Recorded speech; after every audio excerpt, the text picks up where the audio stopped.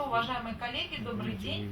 Мы начинаем наше общение в рамках публичной лекции для общественности города Вологды и Вологодской области.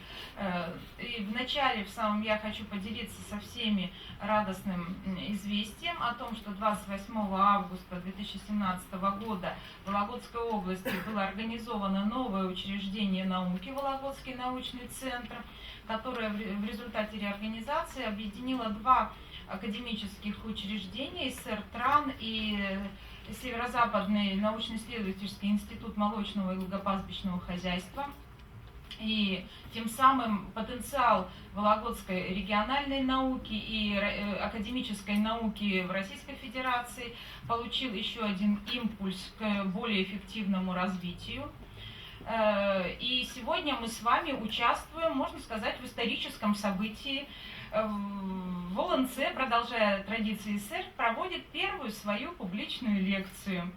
И отмечу для тех, кто первый раз, может быть, на таких мероприятиях, о том, что уже в течение нескольких лет регулярно, 3-4 раза в год, организуется при поддержке правительства Вологодской области, администрации города Вологды такие мероприятия. И к нам с публичными лекциями приезжали такие видные ученые, российские и зарубежные, как Виктор Мерич Колтирович, академики, и Михаил Константинович Горшков. Приезжал к нам и профессор МГУ Наталья Васильевна Зубаревич. Из иностранных коллег нас посещали и работали и с нашими аспирантами, со студентами, тогда еще Инжикона, руководитель Высшей школы экономики из Парижа Жак Сапир и его коллега Жюльен Веркей также рассказывал о изменениях в финансовой сфере мировой и российской экономики. И сегодня с нами Петер Ауй, это представитель Нидерландской научной школы.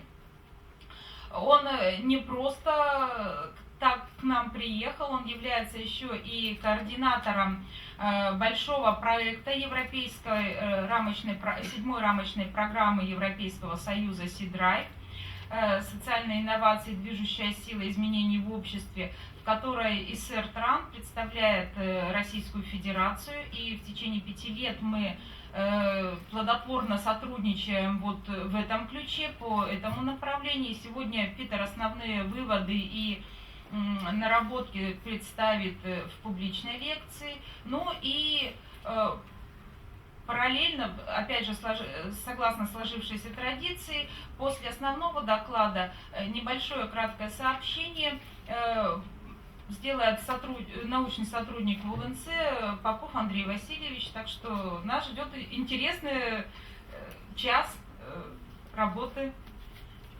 Пожалуйста, Питер.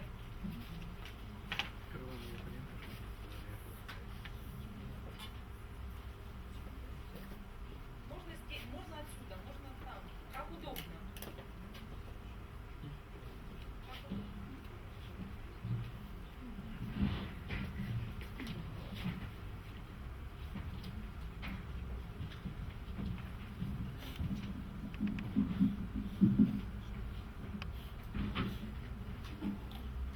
Доброе утро. My name is Peter Uy. I'm sorry, I don't speak Russian.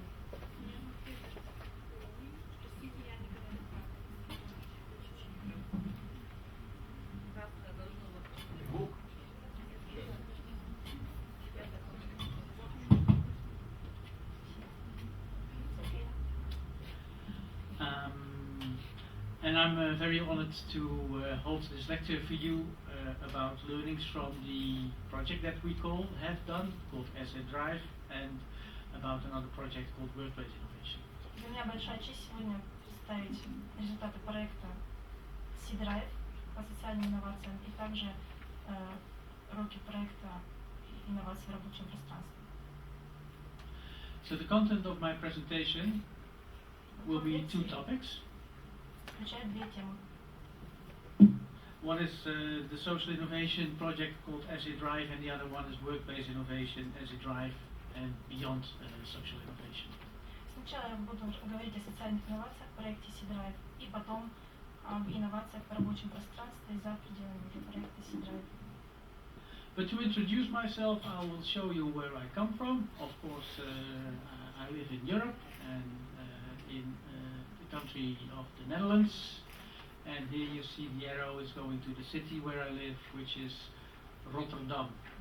Несколько слов обо мне. Я живу в Европе, в Нидерландах, и на стрелочке показано, где находится мой родной город Роттердам. Something about my background.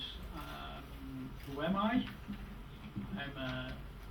Несколько слов обо мне, чем я занимаюсь, мое образование, опыт работы. So I have a background in history and sociology at the University of Erasmus in Rotterdam. Я изучал социологию и историю в университете имени Эразма Роттердамского.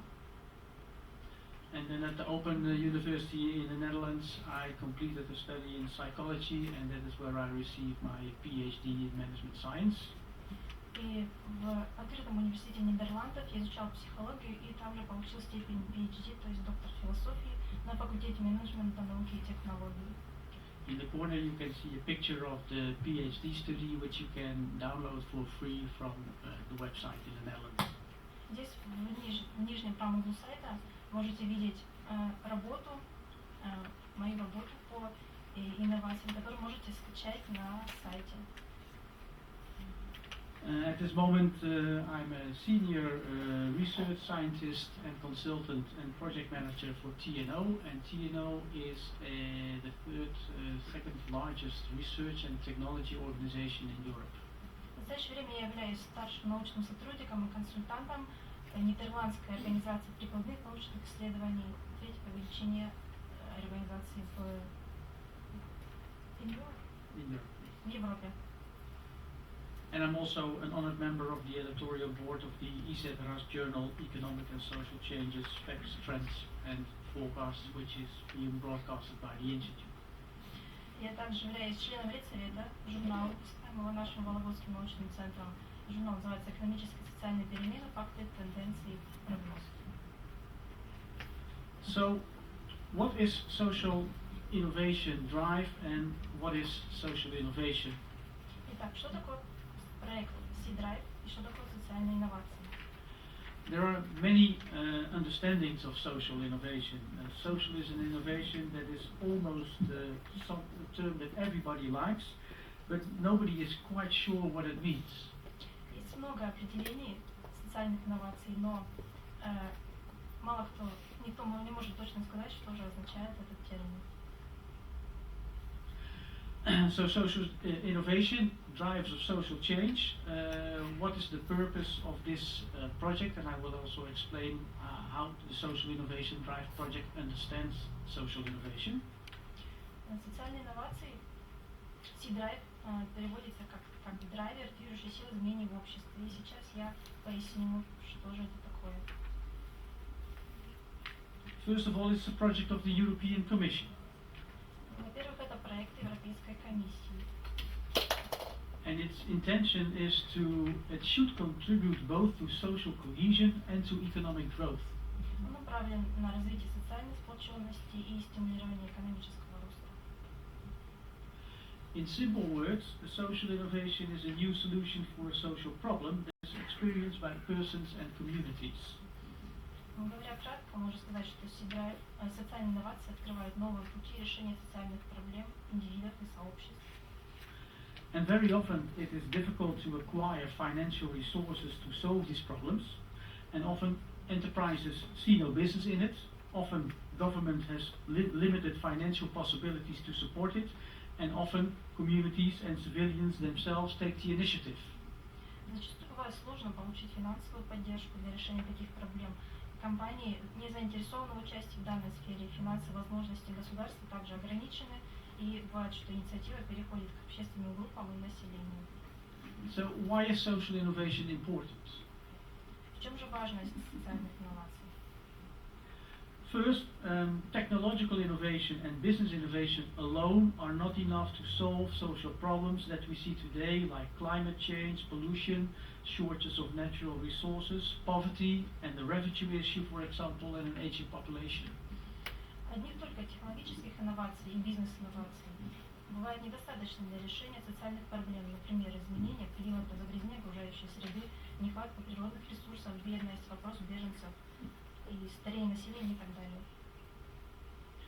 So if technical and business innovation alone is not enough, we must make better use of the human talents and resources, and they should be better applied to develop solutions on a human scale and for which humans are motivated to contribute. То есть, когда не хватает технологий для решения социальных проблем и помощи, приходит потенциал и талант человека, который мы используем, необходимо использовать более эффективно для разработки решений в социальной сфере.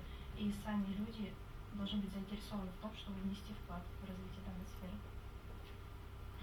So mainly in Western countries we see that public sectors and welfare states are under pressure. In many countries they are cutting their expenditures. So a shift in governance is needed, and new actors should emerge, like citizens and communities, to play a larger role as self-reliant social innovators. Социально ориентированное государство и государственный сектор во многих странах испытывают трудности в связи с сокращением расходов. Необходимо изменить саму систему управления, должны появиться новые участники, возрасти роль населения общественных групп как самостоятельных субъектов социальных инноваций. And social innovation is seen as an important role in the Europe 2020 strategy. Социальные инновации сыграют важную роль в стратегии Европы 2020. So even the former EC President, Mr. Barroso, he stated that creativity and innovation in general, and social innovation in particular, are essential factors for fostering economic growth, securing jobs, and increasing competitive abilities, especially in the midst of the economic and financial crisis then. But still today, it is seen as a very important driver for change. Также Жозе Мануэль Баррозо, председатель Европейской комиссии в течение 10 лет, говорил о том, что творчество и инновации в целом, социальные инновации в частности, это необходимые факторы достижения устойчивого роста, создания новых рабочих мест и развития конкурентоспособности, что приобретает особую важность в условиях экономического и финансового кризиса. And the former US president saw social innovation should be moving from the margins to the mainstream. And he developed a project that was the establishment of a new office for social innovation in the White House, which was given a lot of financial support. But unfortunately, in the new times, the new president, President Trump, is killing all those initiatives. Бывший президент США Барак Обама также увидел важность социальных инноваций в перемещении их с периферии в центр внимания государства и общества. И он в начале 2009 года объявил о создании офиса социальных инноваций в Белом доме и направил $50 миллионов в фонд социальных инноваций. Но президент Трамп в настоящее время, скажем так, убивает данную инициативу, видимо, он не поддерживает и не приветствует их. The project of Social Innovation Drive has a very long and complicated definition of social innovation. В проекте C-Drive имеется довольно длинное, развернутое и сложное определение социальных инноваций. But there are a few essential terms in this definition, and the essence is that these are projects that are prompted by communities and individuals in order to better deal with social problems. Сущность, основные моменты определения заключаются в том, что социальные инновации инициируются обществом и отдельными личностями на благо отдельных субъектов и субъектов. And the purpose is that those social innovation initiatives will grow into new institutions and that they will reach more sustainable change. Цель социальных инноваций в том, чтобы они развились и стали институтами. And that they will improve sustainable change. И они будут способствовать устойчивому росту и развитию. Therefore, the simpler definition is the following. Таким образом, более простое определение следующее. So social innovations are innovations that are both social in their ends and in their means, so in their goals and in their financial budgets. Социальные инновации – это инновации, цели и средства, которых имеет социальную направленность. Средства имеется в виду, в том числе и финансовые. So specifically, social innovations are new ideas that meet social needs and that create new social relationships and collaborations. Мы определяем социальные инновации как новые идеи, продукты, услуги, которые одновременно удовлетворяют социальные нужды и создают новые социальные связи или партнерства. So when these social innovations lead to social change and become part of society, which we call institutionalized, then we can speak of sustainable innovations. Когда социальные инновации приводят к социальным изменениям и становятся частью общества, закрепляются организационно, можно говорить об устойчивых инновациях. So the social innovation drive has three objectives, and they deal with extending knowledge about social innovation. Проект драйв содержит три главные цели, и они все касаются расширения знаний о социальных инновациях. One is to integrate our theoretical understanding of social innovation. Первая цель – интегрировать наше понимание, теоретическое понимание социальных инноваций. A second one was to undertake a European and a global survey of mapping all kinds of cases of social innovation in practice. Вторая цель – предпринять картирование социальных инноваций в Европе. And the third one is that we develop practical knowledge for the policymakers in several policy fields. И третья цель в том, чтобы разработать систему знаний для политиков в нескольких областях политики. And 7 major policy fields are part of the project. И частью проект включает 7 главных областей политики. Here you see 4 of them: environment and climate change, transport and mobility, energy supply and poverty reduction and sustainable development. На слайде вы видите 4 из них. Это окружающая среда, изменение климата, транспорт и мобильность, энергетика, сокращение бедности и устойчивое развитие. And here you see the other ones: education, employment and healthcare and social care. И вот на следующем слайде остальные три: образование, занятость, здравоохранение и социальная защита. And maybe more fields can add it in the future. Возможно, в будущем добавится еще несколько областей. And the field of workplace innovation is a part of the policy field of employment, and I'll talk about that later. Область политики и инноваций в рабочем пространстве является частью занятости, и об этом я расскажу позже в своем докладе. So the project As We Drive consists of an international consortium of members. Проект включает международный консорциум членов.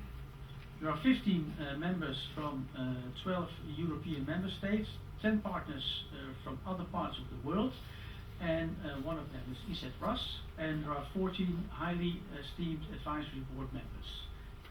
31 countries all over are involved in this project. В проекте СИДРФ участвует 15 партнеров из 12 стран, членов ЕС, и 10 партнеров из других стран, в том числе наш институт, который теперь называется Вологодский научный центр Российской академии наук, а также 14 членов правления, в целом 31 страна. And with all of these research partners, we have gathered more than 1,000 social innovation examples all over the world. Общими усилиями, сотрудничая с нашими партнерами, мы собрали более 1000 примеров социальных инноваций по всему миру. So all these cases are being analyzed and studied and reported, and the reports can be found on the website.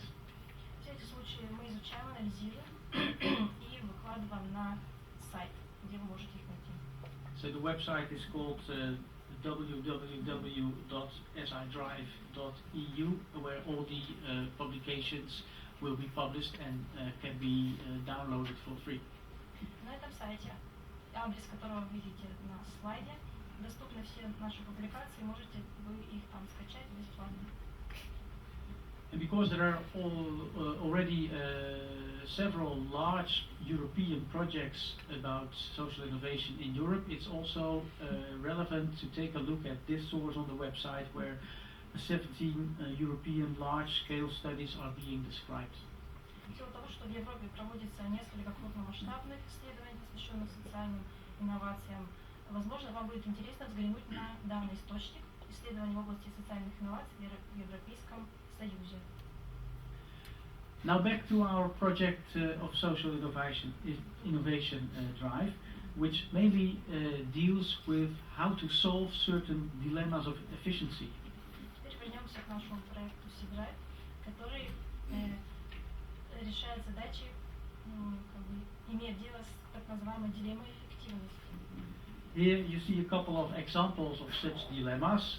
One is, for example, should you more focus on economic goals or social goals? Вот здесь есть примеры такой дилеммы. Например, сосредоточиться ли нам больше на решении экономических задач или на решении социальных задач? And the answer lies, of course, in finding a right combination of those two goals. И ответ лежит в том, чтобы найти сбалансированную комбинацию обеих этих целей. So other dilemmas are, for example, between short-term success or long-term impact. Также дилемма между кратковременным успехом и долговременным эффектом. Between autonomy for citizens and give them more room or improve public funding. Также следует ли дать больше автономности населению или повышать, улучшать государственное финансирование. And the last one below, I think that's a good example, between competition or collaboration. И последний пример, я думаю, это довольно хороший пример, дилемма между конкуренцией и сотрудничеством. So good examples of social innovation are able to find synergy between those contrasting elements. И хороший пример, эффективный пример социальных инноваций находят баланс между этими двумя, между этими полярными факторами. It also has consequences for the new role of government. Также проект социальных инноваций имеет последствия для роли государства. Here you see in this figure one line that is a dimension between government authority and collective power. На рисунке вы видите линию, которая представляет пространство между коллективным управлением и государством. On the left side you see a focus on government as being the most important player. С левой стороны представлено государство как один из самых важных акторов. But that is becoming an obsolete model. Но эта модель устаревает. On the right side you see that there is more attention for collective power. С правой стороны можно видеть, что больше внимания уделяется коллективной власти.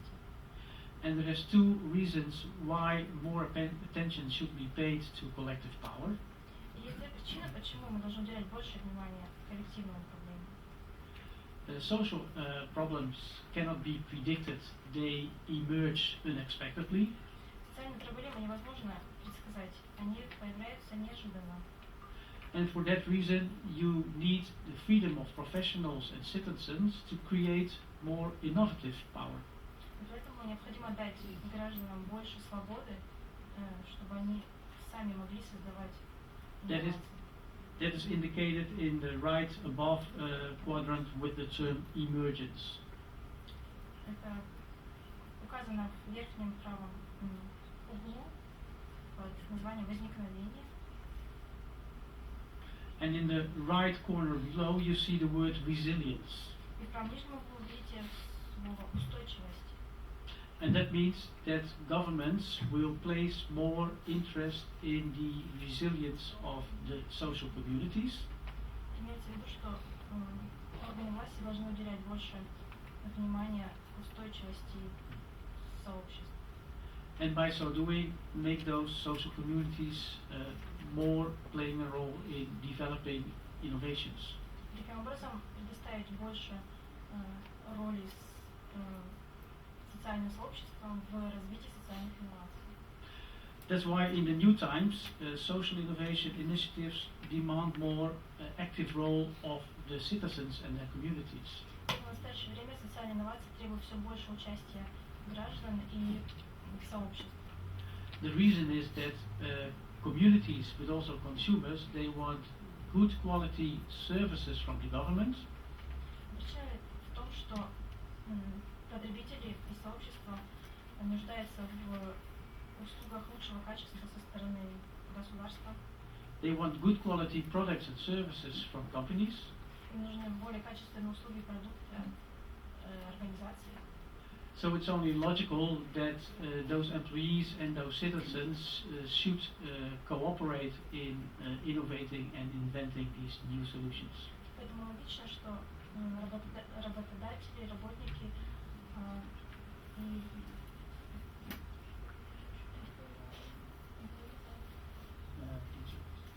и потребители должны сотрудничать в развитии социальных инноваций. So not only in Russia, but also in Europe, this means quite a revolution for government and policymakers. То есть не только в России, но и в Европе такое положение дел представляет собой революцию революционное решение для правительств. And the important lesson of today is if you look at what social innovators are doing, И важный урок заключается в том, что если вы посмотрите, что сейчас делают социальные инноваторы, then policymakers can learn from their inquisitiveness and their resourcefulness. и политики смогут у них поучиться энтузиазму и инновационному мышлению и так далее. And that will create a win-win situation both for society, and thus the government, but also for the citizens and the consumers.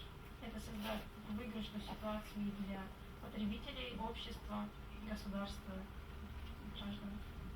I will now give some examples of social innovation from Europe. Сейчас я покажу несколько примеров социальных инноваций.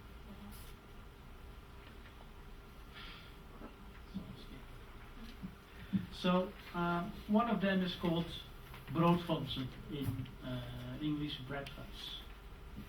Один из них называется бродфондсен, если по-английски, то дословно фонды хлеба. And it is an association of self-employed workers in the Netherlands who individually give money in a savings fund to collectively cover risks bound to temporary disabilities or when somebody gets sick. Это объединение самозанятых работников, которые вкладывают деньги в сберегательный фонд для коллективного покрытия рисков, связанных с временной нетрудоспособностью. There are now 300 of those funds in the Netherlands. В Нидерландах в настоящее время 300 таких фондов существует. So it's important to see here that not government and not insurance companies are involved. То есть важный момент заключается в том, что сюда не вовлечены ни правительство, ни страховые компании. These self-employed workers and entrepreneurs, they help themselves. То есть самозанятые работники, предприниматели помогают сами себе. So it costs nothing to society. То есть общество это не стоит ни копейки. Another example is work for all. Еще один пример Work for All, или работа для всех. This is a partnership of the municipality of Roermond, which is in the south in the Netherlands, with social entrepreneurs, training and learning institutions, housing agencies and others, and they offer working and learning opportunities for young people aged below 27 years in sectors in which local government publicly procures services. Это проект на основе сотрудничества властей города Рурман, провинции Лимбург на юге страны, и социальными предпринимателями, образовательными учреждениями, агентствами недвижимости и другими, предоставляет возможности трудоустройства и обучения молодым людям в возрасте до 27 лет в сфере муниципальных услуг. So in this case, the government gives assignments to certain companies. То есть в этом случае государство дает задание некоторым компания, and they say you only get this assignment if you do the following. и они говорят, вы получите задание, если вы сделаете следующее. We have in the city young people, and they need training and experience. Нашей молодежи, которая живет в городе, нужно обучение и им нужно набираться опыта. So you must involve them in your project. Поэтому вам нужно вовлекать их в свой проект. So this is a way how the governments can help to develop the talents and skills of people who are looking for a job on the labor market. Таким образом, государство помогает молодым людям развивать свои таланты, способности на рынке труда. So another example is Crossix, which is a Belgian case. Еще один пример Crossix, пример из Бельгии. It is a startup that creates drawing-based books and mobile applications to ease the communication barriers between immigrant patients and doctors in different context-specific situations, such as medical centers. Это молодая компания выпускает книги и мобильные приложения в картинках, которые помогают в общении пациентам, иммигрантам и докторам в различных ситуациях, например, в медицинских учреждениях. So here we see a social entrepreneur that develops IT applications. Здесь пример того, как социальный предприниматель разрабатывает мобильные приложения. That helps to solve the social problems of the communication between immigrants and doctors. Помогает таким образом общаться мигрантам и врачам. And as a social entrepreneur, they have a business model where they do make profit, but not too much. Как предприниматели, у них есть и бизнес-модель, благодаря которой они зарабатывают, но немного. Another example is the senior net from Oslo in Norway. Еще один пример это SeniorNet из Норвегии, город Осло. And they do something similar, but then their target group are elderly citizens. Они делают нечто похожее на предыдущий проект, но уже целевая группа для них это пожилые люди. Another example is Solve et Coagula from Estonia. Еще один пример это Solve et Coagula из Эстонии. And that is a social enterprise that changes individuals from social risk groups who are having difficulties in assessing employment. Это социальное предприятие обучает ремеслам людей из групп социального риска, у которых есть сложности с получением работы. And they offer them to young people to develop their craftsmanship skills such as woodworks and other handicrafts. Они обучают молодых людей ремеслам таким, как деревообработка и другие. Another example is Granny's Finest, which is from my own city of Rotterdam. Еще один пример это Granny's Finest из моего родного города Роттердам. It is a social enterprise fashion brand that sells ecologically sustainable products that are made by people whose age is above 55 years. Это модное социальное предприятие, которое продает экологически безопасную продукцию, которая вяжет людей старше 55 лет. So it looks a bit like the Sabota organization that we visited yesterday. Он чем-то похож на проект организации Забота, который я посещал вчера. But here the focus is also that these workers can make additional income. Специфика нашего проекта в том, что его сотрудники могут сами зарабатывать для себя. Another example is the Beyond Food Foundation and Brigade, which are both in London. Следующий проект это Beyond Food Foundation и Brigade, расположены в Великобритании, в Лондоне. So this is basically a restaurant which is offering vulnerable people the catering apprenticeships. То есть это ресторан, который предоставляет социальным незащищенным группам населения обучение стажировку в сфере общепита. So here you see the combination of homeless people who are learning a job and are learning to help themselves. То есть в этом проекте люди обучаются определенной профессии и они научатся помогать сами себе. One of the partners is PricewaterhouseCoopers. Один из партнеров это PricewaterhouseCoopers. And it's interesting to see that such a company relates to helping homeless people. И очень интересно, что подобная компания проявляет заинтересованность и участвует в помощи бездомным. So I skip the next slide and I give one more last example because this is more recent in relation to the refugee problem. Я пропущу один слайд и остановлюсь на следующем, который является очень важным с точки зрения проблемы беженцев. Here we see the organization Refunite, which is a non-profit technology-based organization which founded more than 5 years ago by two Danish brothers. И здесь мы видим на слайде представлена организация Refunite, некоммерческая технологическая организация, основана более 5 лет назад двумя братьями-голландцами, Дэвидом Кристофером и Крисом. And these two brothers, they developed IT applications which made it possible for refugees to make contact with their families from the countries that they have escaped.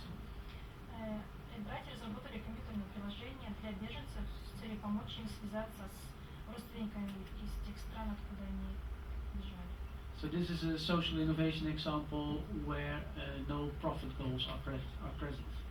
Вот пример социальных инноваций, где никакой прибыли не производится. And the final example is that in the picture right below you see that there are also citizens in Western Europe that develop a kind of Airbnb style to house refugees in their own homes. И также внизу слайда вы видите, что люди, которые приютили беженцев, разработали собственный стиль одежды. So these are some examples of cases. Now I would like to share with you some results from the research in general. Теперь несколько слов о том, какие же выводы получены из исследования в целом. So if you look at some of the main conclusions from the study so far, we can say the following.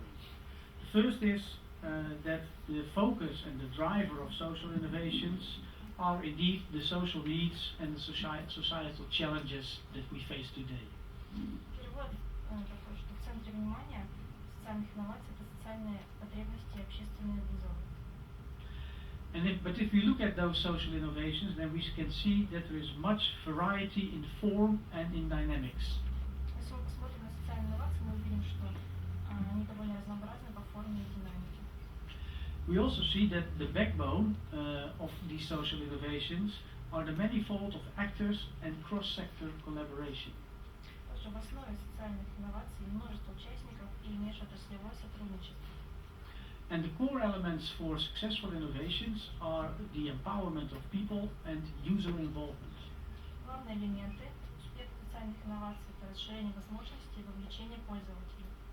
And these demand different modes of government, which means basically a bigger role for citizens. Здесь необходимы различные способы управления, что включает в себя усиление роли населения. And what we also see emerge is what is called social innovation ecosystems, namely the collaboration of public and private partnerships and scientific institutions. Мы наблюдаем возникновение экосистем социальных инноваций, сотрудничество государственного и частного партнерства и научного сообщества. Nonetheless, the drivers and the barriers are still very different.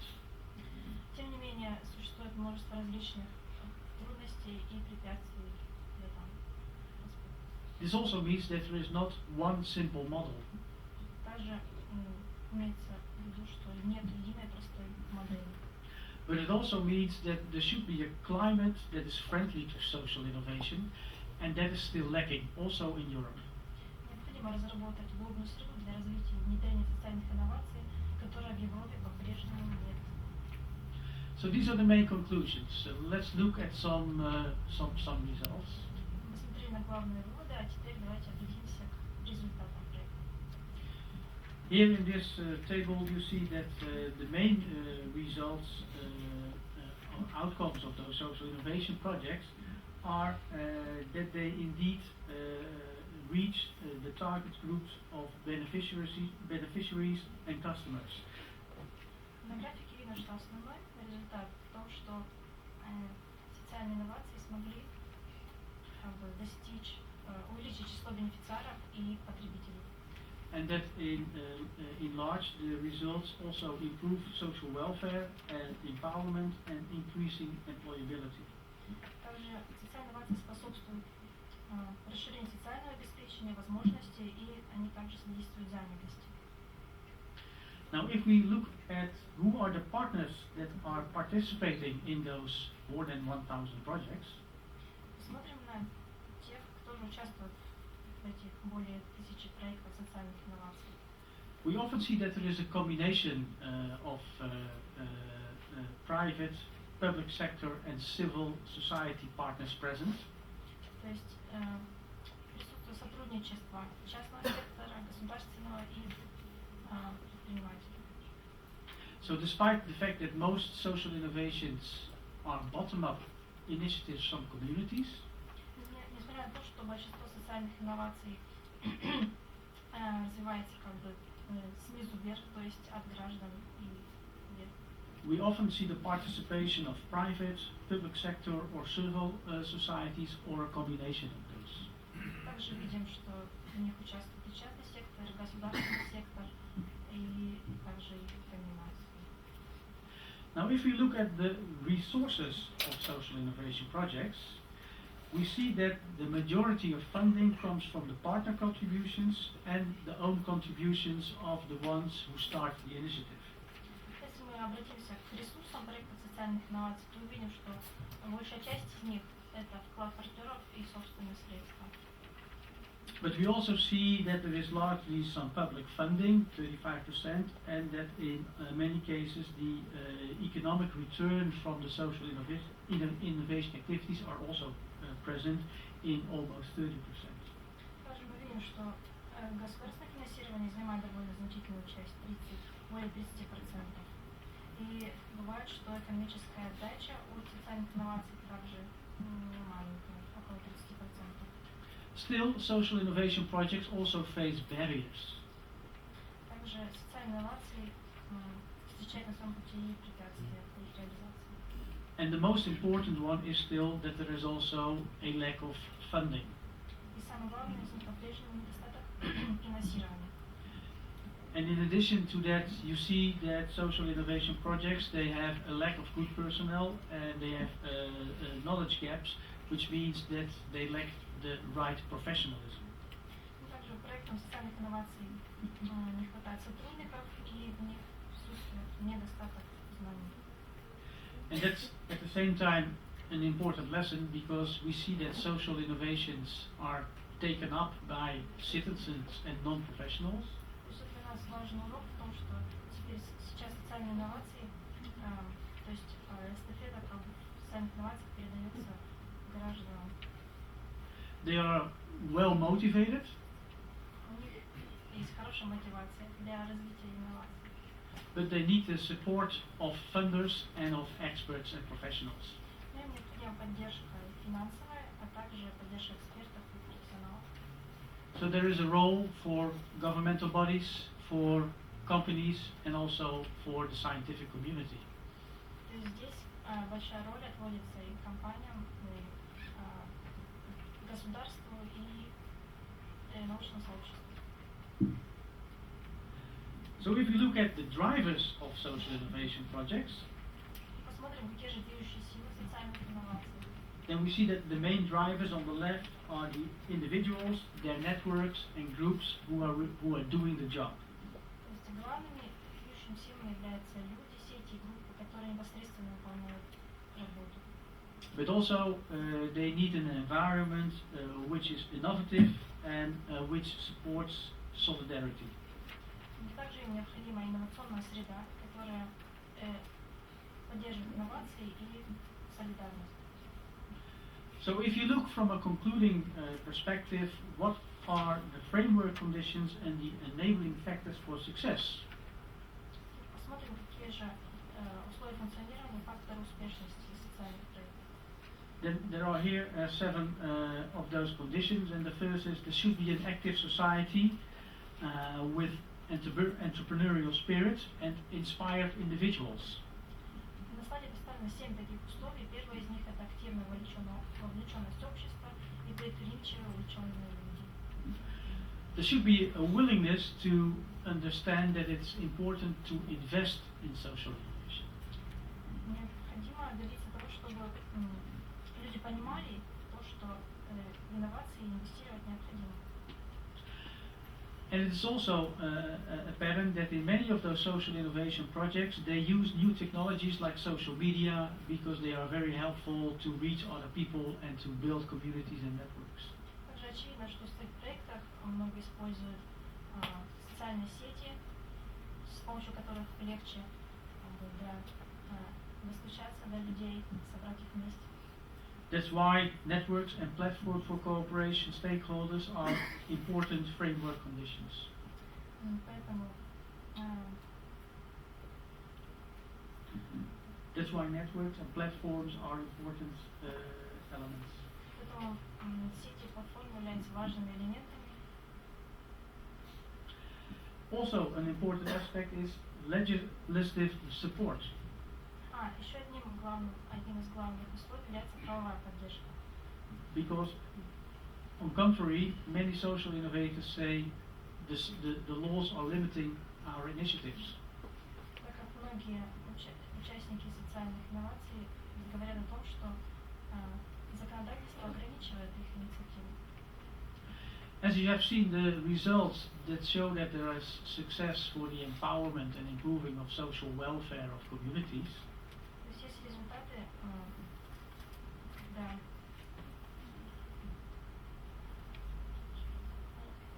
As you can see, there is much success in terms of improving social welfare and the empowerment of communities. То есть мы видим, что есть множество примеров успешного воплощения проектов вовлечения социальных сообществ. And this should enhance point 6, the sense of urgency among politicians to see that social innovation can help them. И это значит, что обращаемся к пункту номер 6, осознаем важности социальных вопросов. And the 7th point is that we need a governmental mode of change, new ways of government and more space for civil society. Также необходимы политические изменения, новые методы управления, усиление роли гражданского общества. So, what does it mean if you look at some of the characteristics of social innovation in Russia? Теперь посмотрим первые особенности социальных инноваций в России. We see in the cases from Russia that there is a strong relation with social entrepreneurship and that the state stimulates social entrepreneurship. Посмотрев проекты социальных инноваций в России, мы видим, что существует сильная связь с социальным предпринимательством, и государство поощряет социальное предпринимательство в России. So the cooperation of the state and social entrepreneurs is a good starting point. То есть взаимодействие государства и социальных предпринимателей – это хорошая отправная точка. It's also relevant to see that social innovation can help where social policy or social security is still less developed. Также важно понимать, что социальные инновации приходят на помощь там, где социальная политика и социальная защита менее развиты. Because it helps to relieve social problems without that it costs much money for the government. Потому что это помогает решать социальные проблемы и не доставлять финансовых сложностей. Ну хорошо. They just have to understand that they can benefit from social innovation. Просто должны понимать, что могут получить выгоду от социальных инноваций. And consider how they can help social innovators and social entrepreneurs to give them the right support. И подумать о том, как дать правильную поддержку социальным предпринимателям. And money is not per se the only way to help. Ну, деньги – это не единственный способ помочь. There are also examples of social innovation which give citizens the opportunity to report social issues, and there are a few websites over there. Также есть возможности для населения сообщать о социальных проблемах. Например, сайты представлены на слайде. And this is an example how social media can be used to inform both the public and the policymakers that certain problems should be addressed. Это пример того, как социальные сети могут помочь информировать о социальных проблемах. So there are also a few challenges perhaps for how social innovation can be improved, and then I focus on the work package of employment in the SI Drive project. Существует несколько вызовов социальных инноваций в сфере занятости. Я сейчас о них расскажу, а потом уделю внимание проектам инноваций в рабочем пространстве. One of them is legislation to stimulate social entrepreneurship. Первое – это улучшать нормативно-правовую базу для стимулирования социального предпринимательства. To improve the public-private partnerships. Развивать государственно-частное партнерство. To create more incentives that are needed for social innovation regards business models and to stimulate non-profit organizations. Предоставить больше стимулов для развития социальных инноваций, бизнес-моделей, стимулирования некоммерческих организаций. And the need to integrate social innovation in employment with social innovation in other policy fields. Необходимо интегрировать и согласовывать различные социальные инновации, например, в сфере занятости и в других сферах. And the knowledge and skills of social innovation should be improved among social innovators and also policymakers. И знания о социальных инновациях должны быть одобрены в сфере социальных предпринимателей и других. So how can social innovation be developed and stimulated? Теперь обратимся к тому, как развивать и стимулировать социальные инновации. It's mainly to deal with the dilemmas that I spoke of in the beginning. То есть это касается того, как же нам быть с теми дилеммами, о которых я говорила в начале. In this complicated frame, which I will not explain in detail, the main message is that the solutions are not per se market solutions and not per se government solutions. На этой схеме, довольно подробной, которую я не буду на ней останавливаться, основная мысль в том, что нет просто решений, рыночных решений и социальных решений отдельно. But they are solutions that are created by communities, but what they need support. Эти решения разрабатываются сообществом, и что им необходимо, это поддержка. So in simple words you could say there are three steps. То есть, говоря простым языком, есть три стадии. The first one, people and policymakers, they need to be inspired, which means there is an urgency to explore the problem and to create opportunities for solution and to involve the beneficiaries and the target groups in that process. То есть первый шаг – это вдохновение. Политические деятели и люди должны исследовать сущность проблемы и пути решения, также необходимо привлечь бенефициаров и целевой группы. The second step is called ideation, which means it should not only stay by words, you should really develop the ideas that you can test, and when you test those ideas, you should involve the beneficiaries. Вторая ступень – это формирование идей, но необходимо не только создать идеи, но и проверить их на практике и также привлекать бенефициаров. I come from the city of Rotterdam, and the football club Feyenoord has the adage, no words but deeds. Из города Роттердам, в городе Роттердам, с которого я родом, есть футбольная команда, лозунг которой звучит следующим образом: меньше слов, больше дела. So the third step is implementation, which means that you make full action plans to arrive at the products and services that you want, that you involve again the beneficiaries, and that all partners have clear roles. И третья ступень – это реализация, то есть составление полного плана действий для создания конечного продукта, услуги, привлечение бенефициаров и четкое распределение ролей между всеми партнерами. One of the issues of not having clear roles is what we see in certain social innovations. То есть нечеткое разделение ролей – это одна из проблем, которые мы видим в социальных инновациях. Because not all actors see the urgency of the social innovation. Потому что не все участники понимают важность социальных инноваций. And if there are no clear roles, then nobody is doing anything. Если нет четкого распределения ролей, то получается никто особо ничего не делает. So that's why it's important that all beneficiaries and stakeholders and policymakers work together. И поэтому и политики, и бенефициары, и инициаторы социальных инноваций должны работать вместе. So some points of attention perhaps for the case in Russia, if I may. И несколько слов о том, на что же можно обратить внимание, говоря о России. One consideration could be to think about a transition from more state-driven social innovations to more bottom-up social innovation. Необходимо подумать о том, чтобы осуществить переход от социальных инноваций, инициированных государством, к социальным инновациям, инициированным населением, к снизу вверх. The second one could be to teach business and entrepreneurs about the benefits of social innovation for the quality of living, the quality of work, and increased motivation of employees and citizens. Второе. Познакомить организации и предпринимателей с пользой социальных инноваций для качества жизни, качества работы и повышения мотивации сотрудников. Third is to show politicians how social innovation can help alleviate social problems.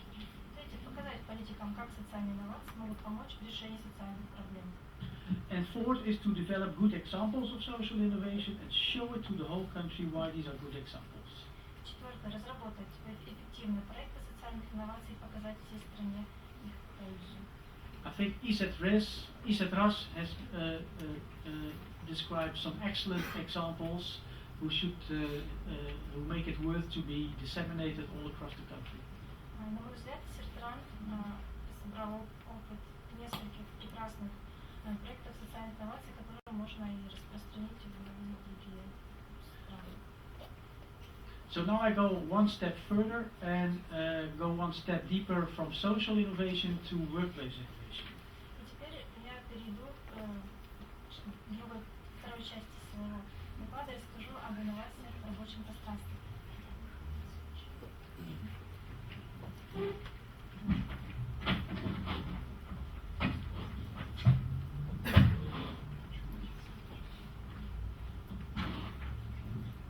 So you still have to deal with my boring voice, but I hope you get a more motivated new voice.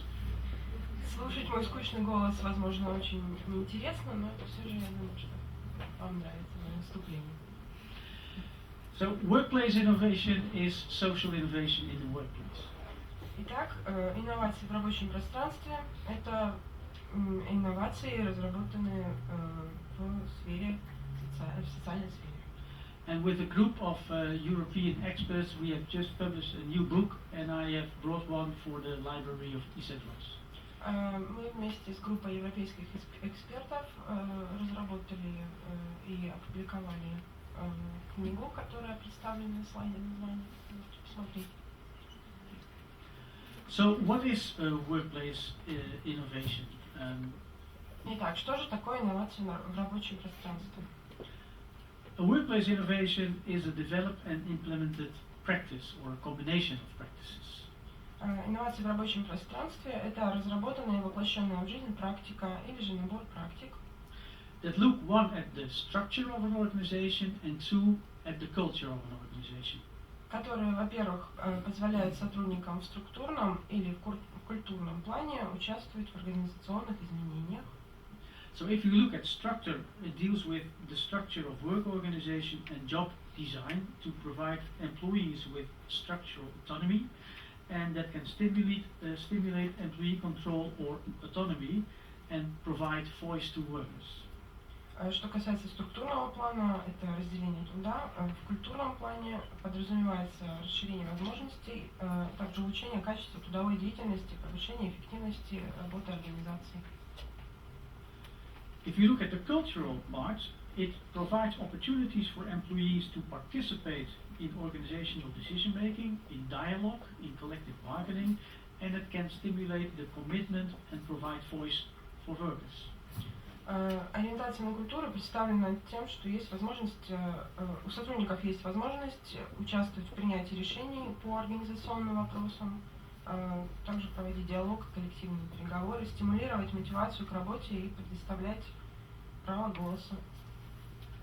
So here is a simple figure.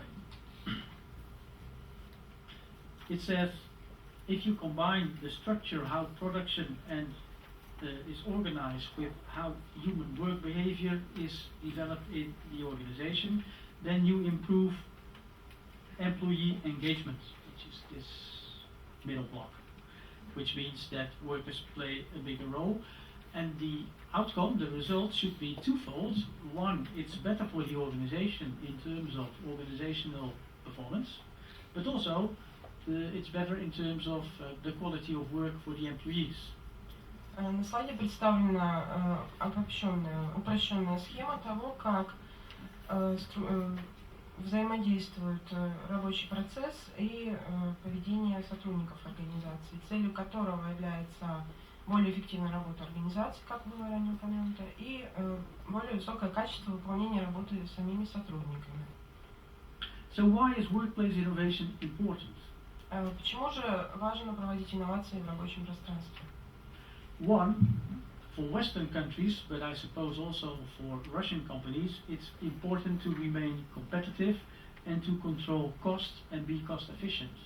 Во-первых, для России, а также для множества европейских стран необходимо оставаться конкурентоспособными и контролировать расходы и производительность организации. Second, it can improve the innovative capability of the organization. Во-вторых, социальные инновации помогают развивать инновационные возможности. Third, it can help to be an attractive employer on the labor market. Социальные инновации также могут быть привлекательными для работодателей на рынке труда. I think Playrix, where we went yesterday, makes a nice example. Хорошим примером этого является компания Playrix, которую мы посетили вчера. Of course, Playrix is focused on higher educated workers. Разумеется, эта компания более нацелена на высококвалифицированных кадров. So it will be different for other types of companies, of course. Это будет намного сложнее для других компаний. Workplace innovation is also important to create a more resilient workforce. Социальные инновации также помогают создавать надежный штат сотрудников. This means that the workforce is able to deal with problems that emerge in the workplace. Таких сотрудников, которые смогли бы справиться с задачами и трудностями, которые возникают в процессе. Workplace innovation also creates healthier, safer and challenging jobs. Инновации в рабочем пространстве помогают создавать здоровые, безопасные, интересные рабочие места. And in the end, workplace innovation contributes to a better world in terms of humanistic work and well-being and welfare for society at large. И, наконец, инновации в рабочем пространстве помогают делать мир лучше с точки зрения заботы о человеке, повышения благополучия людей и благосостояния общества в целом. I give you a few examples of workplace innovation from a European study. Я приведу несколько примеров инноваций в рабочем пространстве в европейских странах. Here we studied 51 companies. Мы провели исследование среди 15 компаний. Unfortunately, there was no Russian partner in this project. К сожалению, русских партнеров в этом проекте нет. But I give here some examples, and the first one is that workplace innovation, as an example, was the introduction of self-managing teams. Одним из примеров таких инноваций является введение самоуправляемых рабочих команд. And you must remember that all these examples did lead to a better organizational performance and better quality jobs. Необходимо помнить, что все эти примеры приводят к более высокому уровню организации сотрудников и более качественным рабочим местам. So they were good for the organization and the business and good for the workers. Именно поэтому они были полезны не только для самой организации, но и для ее сотрудников. The second example is minimizing organizational levels so that there is less hierarchy. Вторым примером является сведение к минимуму количества структурных уровней в организации. The third one is job enlargement to broaden functions and to build cross-functional teams. Третье – это расширение круга задач, которые выполняют сотрудники на конкретном рабочем месте, и создание многофункциональных групп. The fourth one is to build partnership with labor unions to improve the occupational health and safety inside the company. Также сотрудничество с профсоюзами в целях улучшения охраны труда и техники безопасности на рабочем месте. The following is to create knowledge sharing among all workers in an organization to improve the innovative capability. Еще одним примером является обмен знаниями для повышения инновационного потенциала сотрудников. The next one is that management shared information with employees about the progress and the situation of their companies. Еще одним примером является постоянный обмен информацией между сотрудниками и руководителями о ситуации в организации. And another one was to provide employees with, say, working times to better combine work with private life. Еще одним примером можно назвать предоставление сотрудникам права голоса и возможности высказывать свою точку зрения в рабочем процессе. Here again, Playvix is an example where some workers could bring their children to work. Опять же, таким примером хорошим может быть компания Playvix, где некоторым сотрудникам даже можно приводить на работу с собой детей и так далее. Another one is to organize challenges for new ideas to stimulate innovation via commitment. И еще одним примером является поощрение сотрудников к поиску новых идей, продвижение инноваций через заинтересованность в работе и также ответственное отношение к ним. As you know, I was talking about new government modes that are needed in public policy regards social innovation.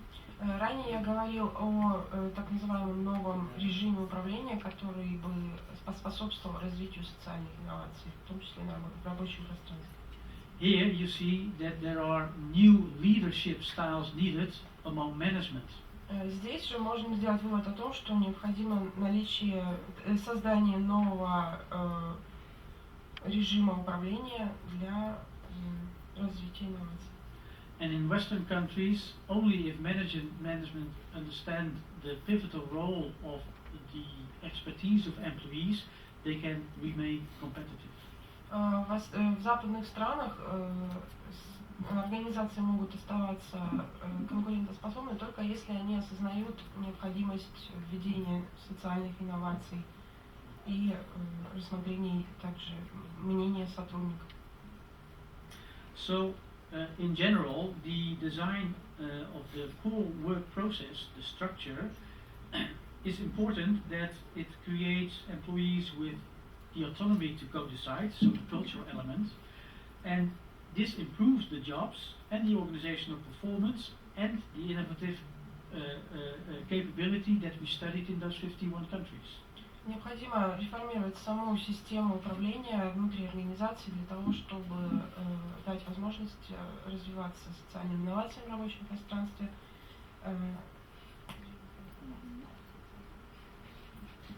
Which, in order to improve the jobs, the organizational performance, and the innovative capability. Все это необходимо для того, чтобы повысить производительность труда и усовершенствовать рабочие места. So here you see an illustration of those 51 companies, and what is important is that we found in this study that there is much agreement among managers, employees, and employee representatives. На слайде представлено схематичное изображение результатов исследования 51 страны, европейской страны. Важно то, что здесь отражено продуктивное взаимодействие между менеджментом, высшим управлением и сотрудниками организации.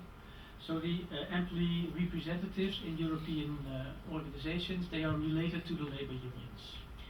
Все сотрудники и высшее руководство обращаются за помощью к профсоюзам. On the left side of this figure, you see the motives of an organization to start workplace innovation, and you see the motives from managers and employee perspective to start workplace innovation. На слайде слева отражены мотивы организации для введения социальных инноваций, а также мотивы руководителей и сотрудников организации. So if you ask managers in those 51 companies, why did you start workplace innovation? They say to improve efficiency, to gain competitive advantage, and to enhance innovative capability. Если же спросить руководство всех этих 50 изученных компаний в Европе, они ответят, что целями и мотивами были достижение экономических целей, повышение производительности, стимуляция инновационного потенциала. And we also asked the employer's perspective, why do you think workplace innovation is important? And they said for the economic and business goals, for learning and development opportunities, and for a better performance. Сотрудники этих компаний считают, что мотивами является достижение экономических и бизнес-целей, получение возможностей для обучения и развития, а также повышение производительности труда. So you see that there is overlap between the arguments of managers, employees, and employee representatives to start with workplace innovation. Таким образом, можно сделать вывод о том, что мотивы организации в целом, ее руководителей и сотрудников своего рода перекликаются друг с другом. And you see the same kind of agreement when we ask them what are the main leverage factors for success. То же самое можно сказать о рычагах воздействия, то есть они совпадают. And they all said, well, the main leverage factors for success are employee involvement, top management commitment, and leadership. Таким образом, главными факторами воздействия, рычагами воздействия являются вовлечение сотрудников, заинтересованность высшего руководства и лидерство. On the right side, you see the impacts that workplace innovation have. С правой стороны слайда представлен положительный эффект социальных инноваций в рабочем пространстве. And here we see again much agreement among management, employees, and employee representatives. Здесь также отражено совпадение идей и мнений руководства компаний, ее сотрудников и представителей работников. So if we ask them what is the impact for the organization and for the management, all three groups say it will improve employee engagement, it will provide long-term sustainability, and it will provide higher performance. Руководство компании пришло к выводу, что положительным эффектом для организации является вовлеченность и мотивация сотрудников, долговременная устойчивость компании и высокая производительность. And if we ask them what will be the impact on the interest that managers have and that is related to their role, they say all three, it will improve the efficiency, and more sustainability, and better competitiveness. Положительным эффектом для руководства является эффективность, большая устойчивость и конкурентоспособность. And if we ask all those three groups, managers, employers, and employee representatives, what will be the impact for the employees? They all agreed by saying it will create more learning opportunities, it will give more force and worker participation, and it will create more challenging and active jobs. Положительным эффектом для сотрудников организации является возможность обучения, право голоса, возможность высказать свою точку зрения, а также интересная работа, приносящая удовлетворение. And if we ask them, well, what would be the impact for employee representatives and for unions? All three said, well, it will improve the employee voice, it will improve a sustainable organization, and it will improve equality and fairness. Представители работников и профсоюзы уверены, что положительным эффектом социальных инноваций является право голоса сотрудника, устойчивая организация, также равенство и справедливость. So then we asked those 51 companies, how did you implement workplace innovation? Мы также провели исследование о том, каким образом внедряются социальные инновации в рабочем пространстве во всех странах, изученных странах. And we were interested in the role of employees in this process. Нам также было важно изучить роль сотрудников организации в этом процессе. And if you look at this figure, you can see that the initiative always started by the management because they had an economic goal to improve and implement workplace innovation. Если мы посмотрим на данную схему, то нам будет понятно, что всегда инициатива происходила снизу, то есть посредством сотрудников и их представителей, поскольку они преследовали определенные экономические цели. So the economic goal was a starting point. Таким образом, экономические цели являлись отправной точкой. And management took the initiative. Руководители принимали инициативу.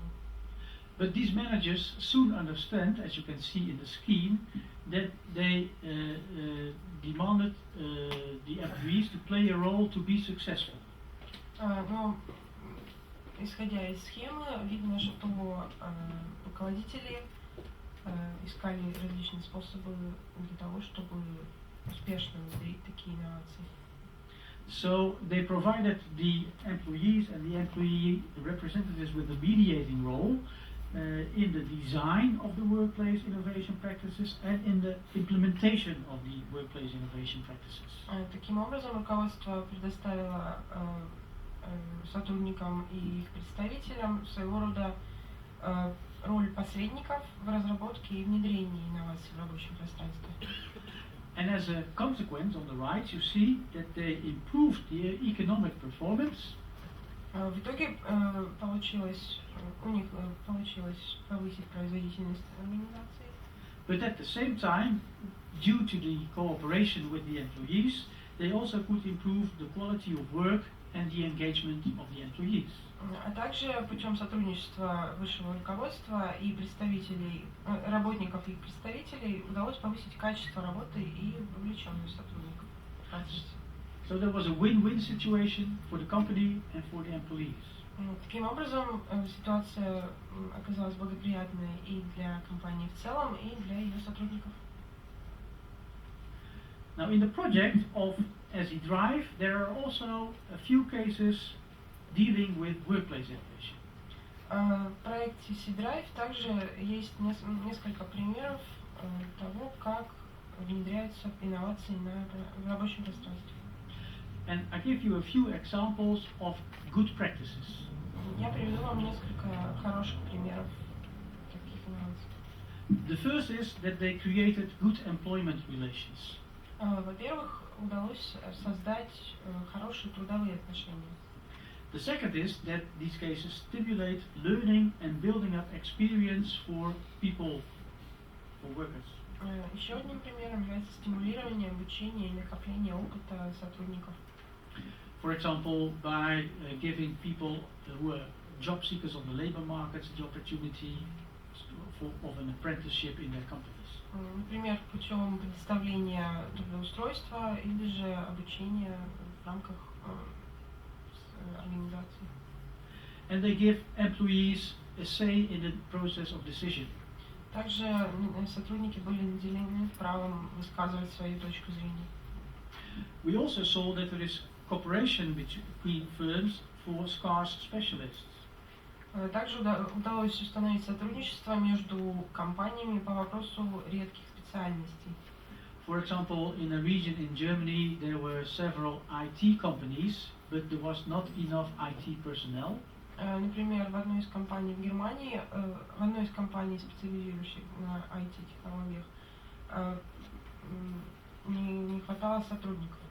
And they created a system to share those specialists among those companies. И поэтому они создали систему, которая бы своего рода помогала делиться специалистами в таких подобных компаниях. And finally, we saw in those cases that change is not only top-down, but also bottom-up. So not only by management, but also initiated by the employees. Все эти примеры инноваций показывают то, что перемены происходили не только сверху вниз, но и снизу вверх, то есть инициаторами были сами сотрудники. So in conclusion, you could say there certainly is no worker democracy, and management still has a decisive role.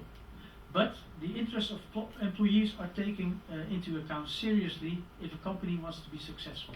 В качестве вывода можно сказать, что здесь не идет речь о демократии сотрудников. Принятие решений все же остается за руководителями, но интересам сотрудников придается большое значение в тех ситуациях, когда компания действительно хочет достигнуть высоких результатов. So in my final slide, I will try to link workplace innovation and social innovation together. В моем последнем слайде я хотел бы связать инновации в рабочем пространстве и социальные инновации.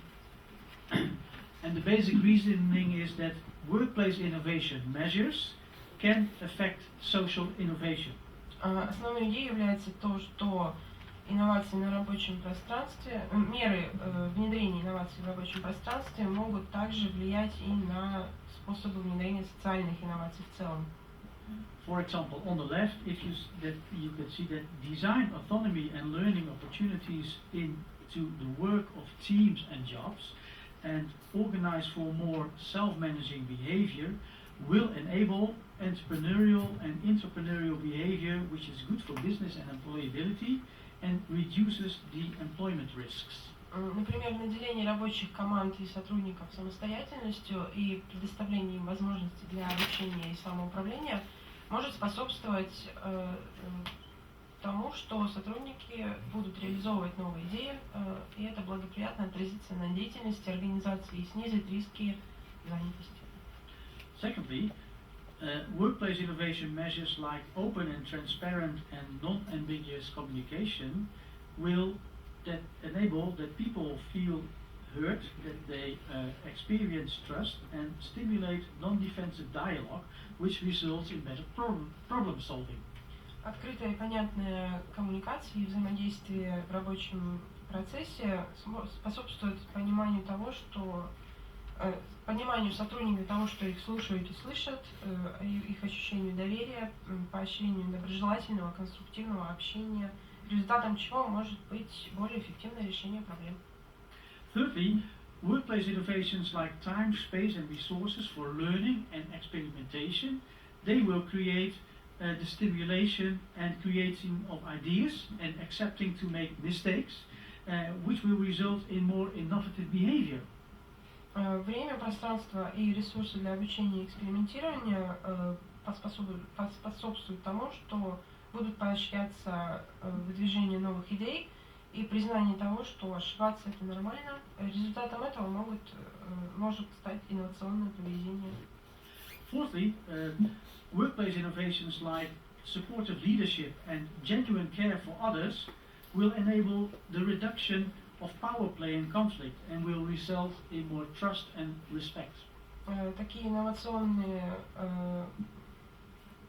идеи, как благосклонное настроенное руководство и искренняя забота о других, способствуют уменьшению давления в рабочих отношениях, предотвращают конфликтные ситуации, в результате возникает доверие и уважение. And fifthly, workplace innovation measures that certify a certain level of job security and honest reward and fair pay will create a sense of belonging and will enhance social cohesion and better interrelationships. Инновации в рабочем пространстве, такие как гарантия занятости, справедливое вознаграждение и достойная оплата труда, способствуют чувству сплоченности сотрудников, дружелюбной атмосфере в коллективе. And finally, workplace innovations like constructive labor relations and employment relations and industrial relations will enable a business orientation that is based on common goals and cooperation. Конструктивные трудовые и производственные отношения ориентированы на эффективное выполнение работы на основе общих целей и сотрудничества. So thank you very much. Spasiba. This was my lecture. Спасибо большое за ваше внимание. Петр, спасибо большое за очень содержательную и такую насыщенную смыслом лекции. Было немного цифр, но очень много глубокого смысла вот в плане и причин распространенности и значимости социальных инноваций.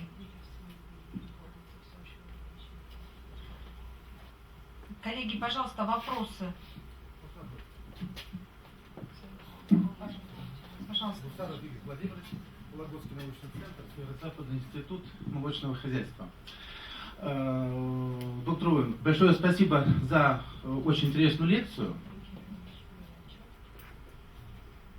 Она очень актуальна и важна как раз для развития общества в самом целом, как и в Западной Европе, так и в нашей самой стране.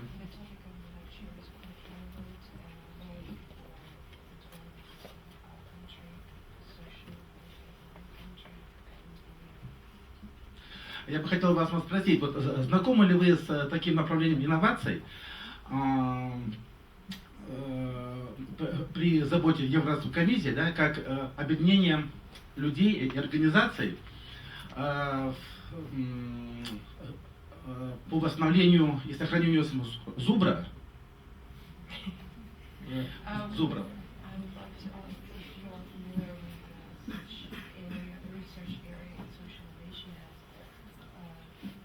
Of people and various organizations.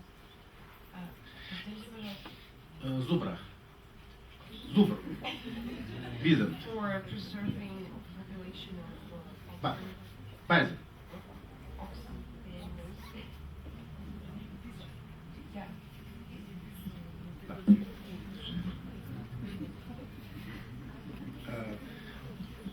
Европейский зубр, да? Это, вы, наверное, затрудняетесь, как перевести вид.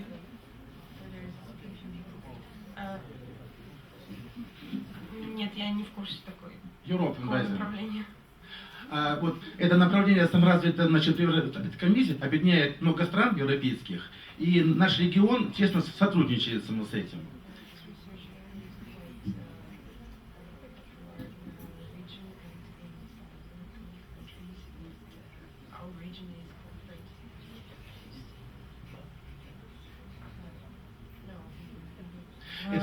Именно в Голландии или в каких-то... И у нас есть голландские коллеги, есть тоже. Это, значит, это объединяет Польша, Германия, Испания. И мой вопрос вот такой.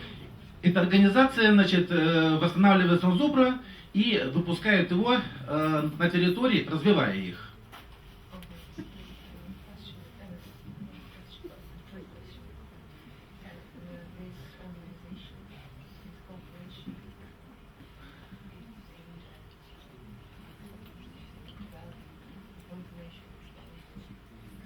Как вы относитесь вот к такому объединению вокруг отдельно взятого вида животных?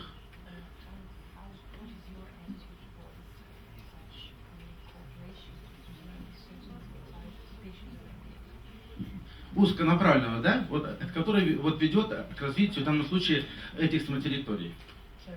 It's an interesting question where you are Очень интересный вопрос.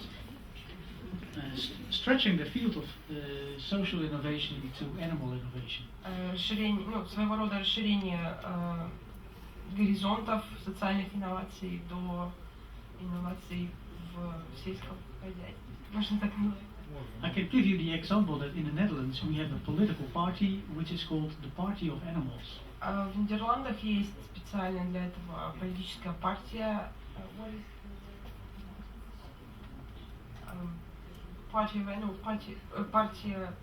животных. So there is much interest in social welfare of animals, and there is a institute in the Netherlands that has much knowledge on this topic. I'm sorry, but I'm not a specialist, but if you like, I can try to bring you in contact with those people. Существует большая заинтересованность в данной сфере социальных инноваций, не только в нашей стране. Я, конечно, не специалист, но если вы заинтересованы, я бы мог предоставить вам определенную информацию. All colleagues are quite interested.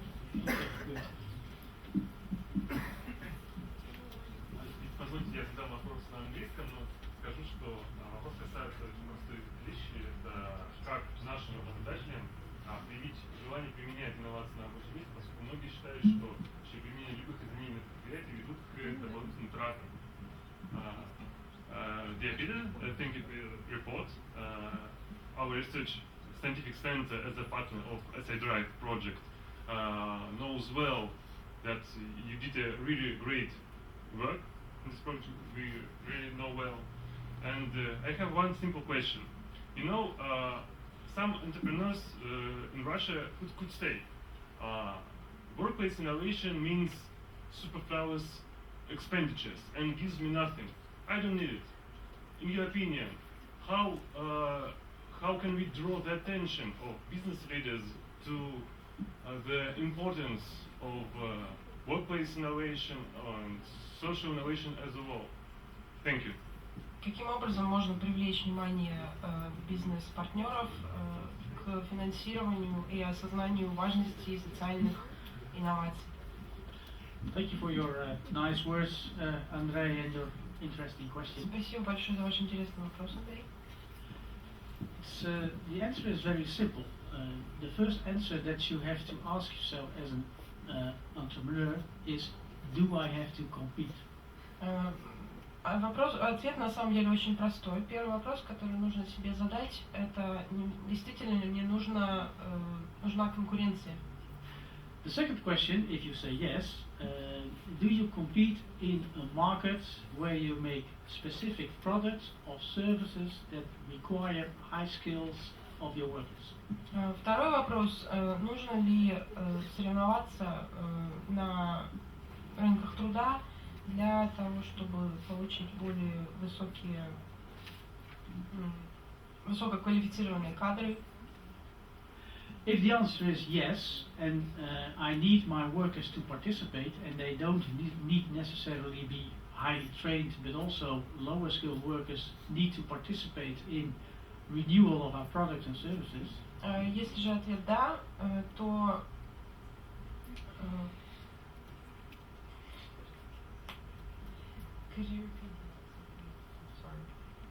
So if you are dependent on the cooperation of your employees to innovate your products and services, если вам необходимо участие ваших сотрудников в производстве определенных продуктов или услуг, it implies that you can no longer have a standardized production process. Это подразумевает, что процесс производства уже не может быть стандартным. And that you no longer only need the hands of the people. И что вам больше не нужен ручной труд. But that you need the brains of the people and their commitments. Но необходимы их интеллект и их своего рода желание работать. And that means that as an entrepreneur, you become dependent on the willingness of those professional workers, even if they are low skilled, to participate in your innovation process. Таким образом, как работодатель, вы становитесь зависимыми от желания работников улучшать производительность, даже несмотря на то, что они могут быть низкоквалифицированными. And that requires that you need to develop some kind of worker engagement. Это подразумевает, что необходимо каким-то образом мотивировать и включать сотрудников в работу. And once an organization realizes that that is important, then workplace innovation measures become relevant for them. Как только организация это понимает, возникает необходимость внедрения социальных инноваций в рабочем пространстве. So in Western Europe we see that organizations that are not able to commit their workers and employees to their production process, they become less competitive. В Западной Европе организации, которые не способны привлечь сотрудников в производственный процесс, вовлечь их, заинтересовать, становятся менее конкурентоспособными. I hope that gives an answer to your question. Я надеюсь, что я ответил на ваш вопрос. Маклахов Алексей Васильевич, Вологодский научный центр. Ну, во-первых, спасибо большое за интересное сообщение, и два момента хотелось бы уточнить. Первое. В вашем сообщении обозначены 8 регионов. Не могли бы вы их перечислить, что это за регионы? Это первое. Второе. Вы здесь привели пример о том, что вот ушедшая администрация Обама поддерживал социальные инициативы. Надо понимать так, что сегодняшняя администрация президента Трампа не поддерживает социальные инициативы. Или я тут ошибаюсь? Пожалуйста, спасибо.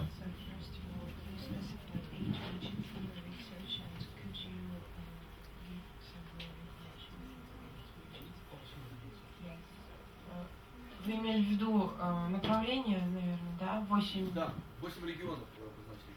Yes, that's right. And second, you mentioned that the previous president Obama was for the social innovation and workplace innovation, and Trump administration is against it. So is that what?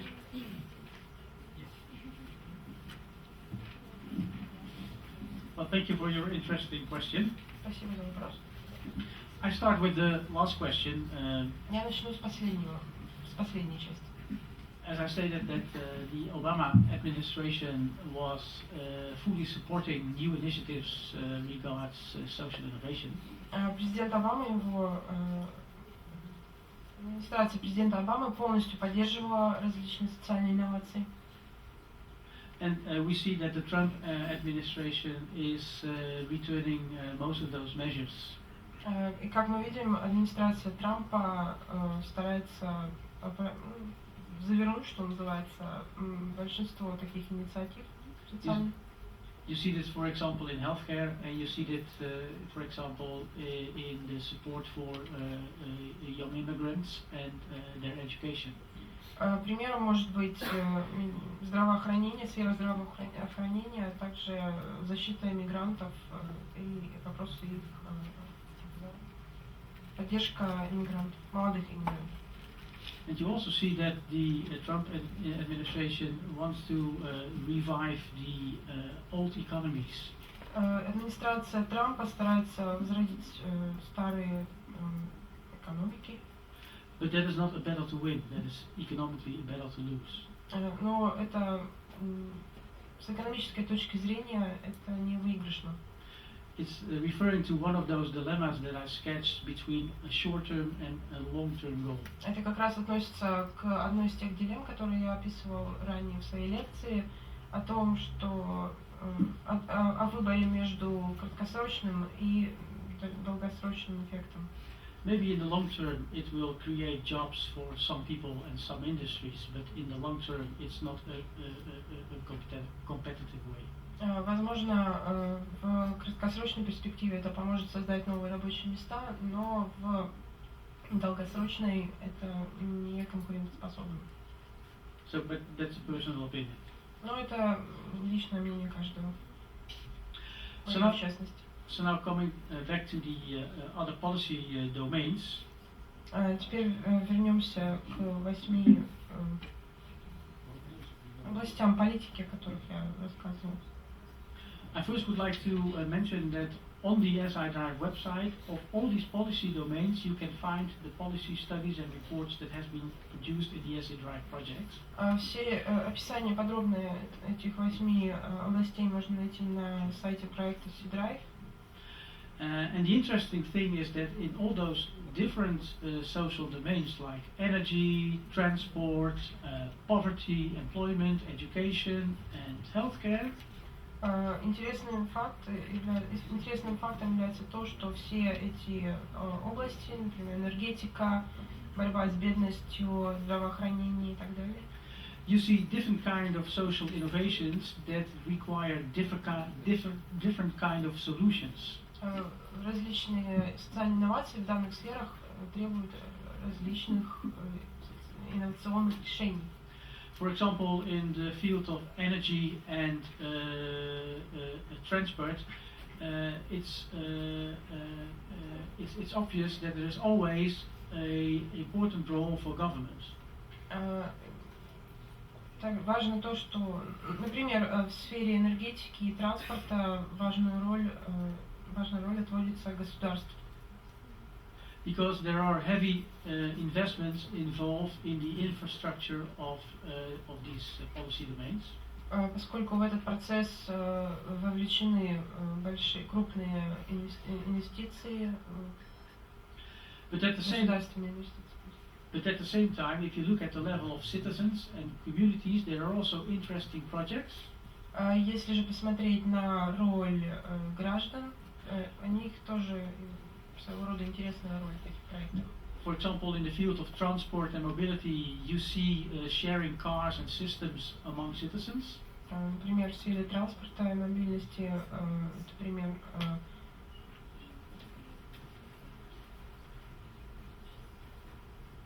совместное пользование некоторыми видами транспорта. And in the field of energy, you see initiatives that are taken up by citizens. For example, they produce energy with solar panels on their houses and sell it back to the energy companies.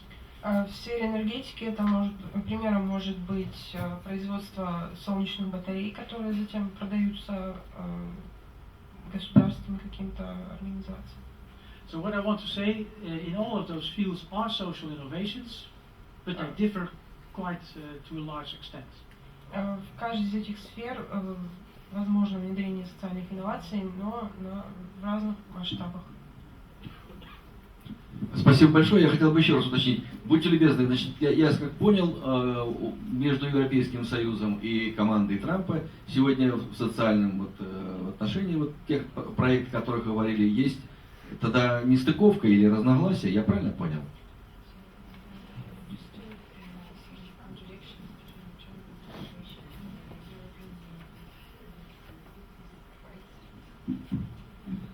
Of course you are right, like there are disagreements between your government and the Trump administration. We also have our controversies with the Trump administration. Да, вы поняли правильно. Точно так же существует разногласия между российским правительством и правительством Трампа.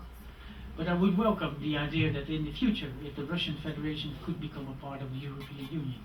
Но я поддерживаю идею, что в будущем, возможно, Россия смогла бы стать членом ЕС. Of course, this is strictly a personal idea. Это сугубо личное мнение. Уважаемые коллеги, я предлагаю дать профессору чуть-чуть отдохнуть. Мы послушаем Андрея Васильевича, и в заключении вопросы можно еще будет задать. Пожалуйста.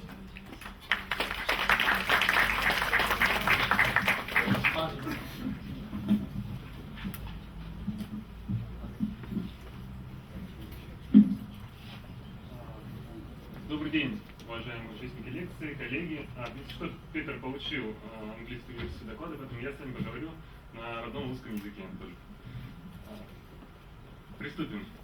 В своем выступлении Петр подробно рассказал нам о сущности социальных инноваций, драйверах и барьерах их развития. В современном мире действительно социальные инновации все чаще используются в качестве эффективного инструмента при решении наиболее острых проблем в обществе и преодолении их негативных последствий. Причиной тому является укоренение старых и возникновение новых социальных вызовов, ответы на которые далеко не всегда можно получить с помощью традиционных инструментов и методов. Социальные инновации относительно новое явление для нашей страны. Несмотря на растущий спрос государства и общества на нововведения в социальной сфере, процесс их распространения носит точечный характер. В своем докладе я бы хотел акцентировать ваше внимание на важности развития социальных инноваций в стране на примере сферы занятости. Поскольку она не только обеспечивает социальный статус людей и открывает перспективы для профессиональной самореализации, но и напрямую определяет уровень благосостояния населения и возможности его воспроизводства. Для этого мы обратимся к анализу сферы занятости в контексте положения населения на рынке труда. Рассмотрим, привели ли проводимое в постсоветской России преобразование к решению системных проблем и способна ли специфическая российская модель рынка труда преодолевать новые вызовы в сфере занятости. Теоретико-методологической основой исследования является положение классической и современной экономической теории о ключевом значении народонаселения в экономическом развитии, институциональной теории о рассмотрении рынка труда как совокупности институтов, определенных правил и стереотипов поведения, и неоклассической теории о ключевой роли заработной платы в регулировании рынка труда, в частности спроса и предложения. Занятость в современной России является стабильной и достаточно слабо реагирует на изменения ключевых макроэкономических показателей. Как вы можете видеть, динамика численности занятых практически не чувствительна колебаниям объема производства. По данным Всемирного банка, уровень занятости в России в период 2000-2016 годов возрос с 54 до 60%. В еврозоне этот показатель не превышает 51%. При этом Россия относится к группе стран с невысоким уровнем занятости пожилых людей, что в условиях демографического старения населения позволяет судить о наличии определенных небольших, но резервов дальнейшего увеличения предложения труда. Высокий уровень занятости в России позволяет судить о том, что и безработица не может быть масштабной. Ее уровень имеет устойчивую тенденцию к снижению и в настоящее время является относительно низким. В 2000-2016 годах значения показателя сократились с 11 до 6%, что наконец рассматриваемого периода превосходило результат многих европейских государств и было сопоставимо с наиболее развитыми странами. Таким образом, исходя из показателей занятости и безработицы, можно сделать вывод об успешном функционировании российской модели рынка труда даже в условиях непростой экономической ситуации в стране. Вместе с тем возникает вопрос, какова цена столь высокой занятости и низкой безработицы? Ответ на данный вопрос кроется в основных институтах рынка труда: пособий по безработице, минимальной заработной платы и механизмов зарплатообразования. Как показывают исследования, среди российских работников наблюдается ярко выраженный страх потерять работу. Поскольку трудовая деятельность выступает основным источником доходов в нашей стране, увольнение в условиях отсутствия сбережений или альтернативных источников доходов приводит к лишению средств к существованию. При этом гарантии социальной поддержки безработных не обеспечат им достойной жизни на период поиска нового места работы. Так, размер пособия по безработице в России остается неизменным с 2009 года и варьируется от 850 до 4900 рублей.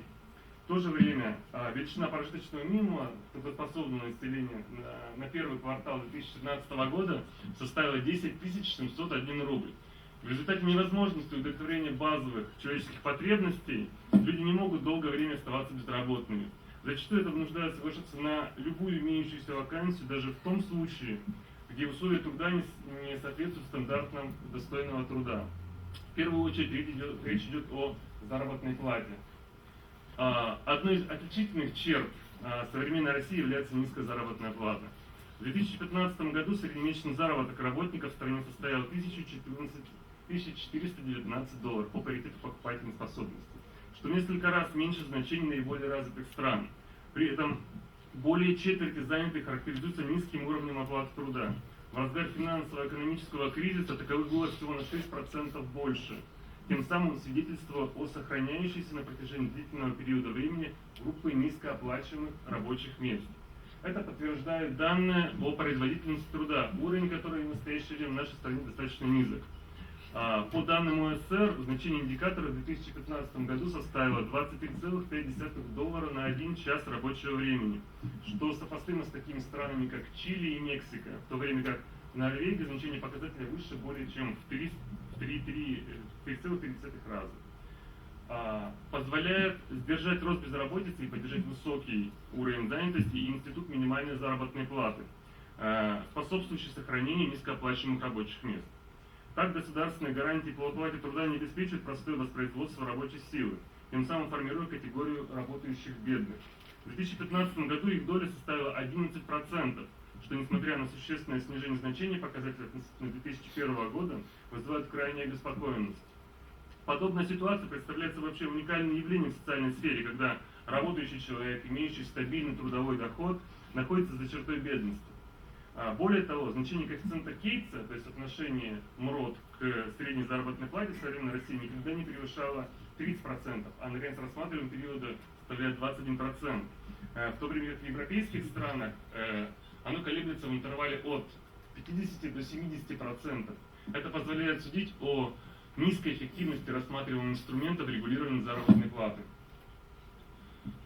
Рассмотренный институт во многом определяет механизмы зарплатообразования еще одного института рынка труда. На фоне стабильной занятости, слабо реагирующей на изменения ключевых макроэкономических показателей, заработная плата, наоборот, выполняет функцию основного регулятора спроса и предложения на рынке труда. Как видно из слайда, динамика реальной заработной платы в точности повторяет движение экономики. Весомая доля переменной части заработка у российских работников величина которой не закреплена в трудовых договорах, позволяет руководству предприятий варьировать затраты на рабочую силу в зависимости от экономического положения в стране.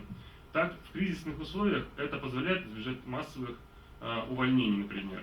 Данная особенность отличает Россию от большинства развитых стран, где заработная плата существенно менее гибкая к понижению. Низкий уровень безработицы в России во многом поддерживается и благодаря неформальной занятости. Она позволяет перетягивать людей из формального сектора экономики, минуя стадию безработицы. В настоящее время осуществление оплачиваемой трудовой деятельности без оформления договорных отношений все чаще рассматривается в обществе как наиболее выгодная форма занятости по сравнению с официальным наймом.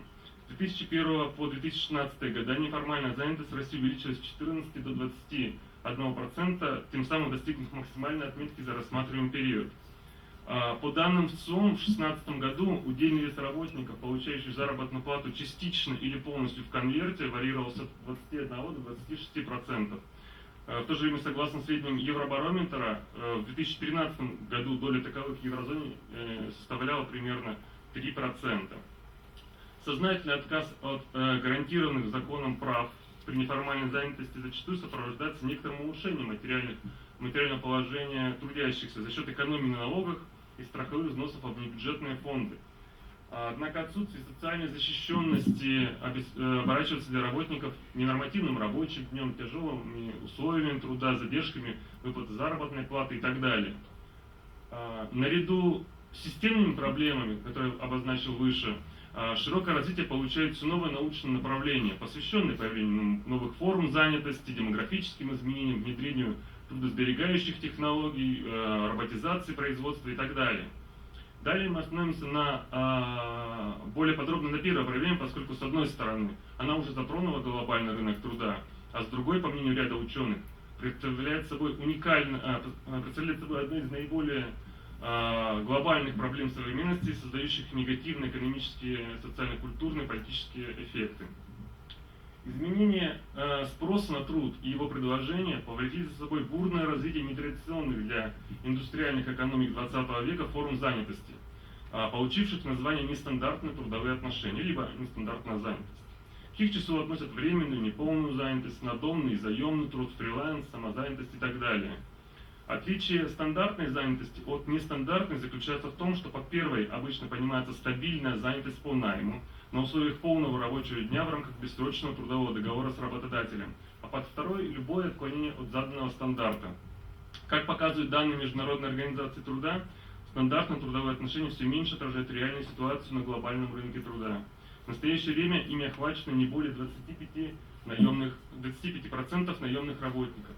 В частности, в период с 1984 по 2016 года в Европейском Союзе произошло увеличение масштаба временной занятости с 8 до 14%, а неполной с 12 до 17%. Показательным является пример Японии, где, несмотря на существование системы пожизненного найма, с 1986 по 2008 года удельный вес нерегулярных работников, то есть работников, занятых неполный рабочий день, нештатных сотрудников, заемных работников и так далее, возрос с 17 до 34%. Данные процессы в полной мере затронули Россию. Согласно отечественным ученым, масштабы нестандартной занятости уже в 2004 году оценивались на уровне 25-30% от общей численности работников. Вместе с тем, развитие новых форм занятости способствует не только ряду положительных изменений для субъектов рынка труда, но и несет в себе множество рисков и угроз, которым подвергаются прежде всего наемные работники. Не случайно в научном сообществе распространение нестандартных трудовых отношений связывается с возникновением такого явления, как неустойчивая занятость. В самом обобщенном виде под ней понимается занятость, при которой риски, связанные с выполнением трудовых обязанностей, несет не сам работник, а работодатель, нанимающий его, В свою очередь, отсутствие четко регламентированных взаимоотношений между работником и работодателем зачастую приводит к низкой заработной плате первых, уязвимости, минимальному контролю и правовой незащищенности, что негативно сказывается не только на качестве трудовой и повседневной жизни, но и на состоянии общества в целом. Для оценки вовлеченности населения в новые формы занятости в нашем центре был разработан инструментарий, основанных на положениях Калиберга, Кренфорд, Воска, Жукевич.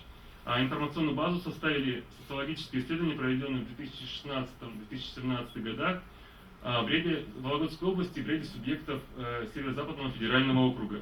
Анализ показал, что в неустойчивую занятость вовлечено 69% работающего населения Вологодской области. При этом среди других регионов характерно является только Мурманская область, где значения показателей возрастают до 81%. Как вы можете видеть, в случае стандартной модели закрепления трудовых отношений риски прекаризации существенно снижаются. Распространение нестабильности в социально-трудовой сфере во многом связано с развитием новых форм занятости. Это позволяет судить о том, что традиционные формы трудовых отношений предоставляют населению большую устойчивость на рынке труда, хотя и не гарантируют абсолютную защищенность.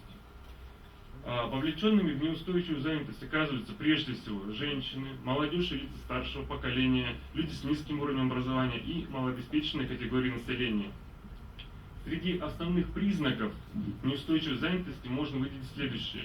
Работа без оформления бессрочного трудового договора, уменьшение заработка, низкий уровень оплаты труда, угроза увольнения и так далее.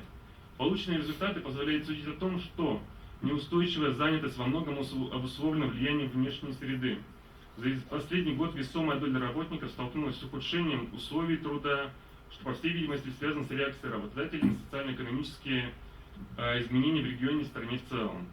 В то же время нельзя оставлять без внимания растущий сектор неформальной экономики, а также институциональные ограничения, в частности, позволяющие работодателям устанавливать заработную плату, размеры которой не позволяют обеспечивать жизнедеятельность работников и сохранение его здоровья.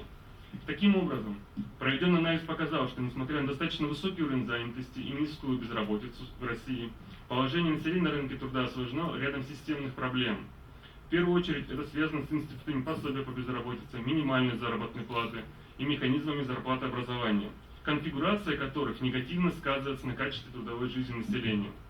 Тревожным фактом является то, что растущий сектор неформальной экономики, который хотя и позволяет избежать безработицы, несет в себе множество рисков и угроз для субъектов трудовых отношений. Появление новых вызовов в сфере занятости только усугубляет ситуацию, что требует от органов власти реализации комплекса мер, направленных на улучшение положения населения на рынке труда. В силу специфики функционирования рынка труда необходимо именно комплексное реформирование общественных институтов, поскольку частичные реформы могут отторгаться или не приводить к ожидаемым результатам. Разработка подобного мер во многом связана с обращением к вопросам общего характера, по повышению эффективности государственного управления в целом, совершенствование бизнес-климата, создание новых рабочих мест в формальном секторе экономики, вопросы правоприменения и так далее. Вместе с тем, одним из эффективных инструментов решения проблем в сфере занятости могут выступать социальные инновации. Как показали результаты исследований, выполненные нашим институтом в рамках проекта «Drive», социальные инновации способны оперативно бороться с негативными явлениями на российском рынке труда. Российская модель социальных инноваций сложилась под влиянием укоренения существующих и появления новых проблем, решение которых традиционными методами государственного воздействия в силу ряда причин не принесло должного результата. Ярким примером социальных инноваций в сфере занятости выступает московский проект «Мама работает», изучение которого проводилось в рамках углубленного исследования в рамках проекта «Drive». Проект «Мама работает» направлен на решение проблемы совмещения трудовой деятельности и семейных обязанностей женщин. Проект реализуется в нескольких направлениях. Это получение образования, поиск работы, открытие бизнеса, психологическая поддержка, создание собственных рабочих мест и так далее. За время работы оказана поддержка около 4000 молодых матерей из 64 регионов Российской Федерации. В то же время, несмотря на распространение практик социальных инноваций в стране, существует ряд барьеров, препятствующих их развитию. Вы можете видеть их на слайде. Для их преодоления требуется активное действие со стороны властей в отношении четкого определения законодательных рамок развития социальных инноваций и формирования благоприятной институциональной среды. Все это в КП позволит более эффективно решать существующие проблемы и реагировать на новые вызовы. Спасибо за внимание. Спасибо большое, Андрей Васильевич. Ну и, коллеги, пожалуйста, вопросы можно к обоим выступающим. В завершение давайте 5 вопросов максимум и спасибо будем говорить, потому что мы уже долго пытаем друг друга. Пожалуйста.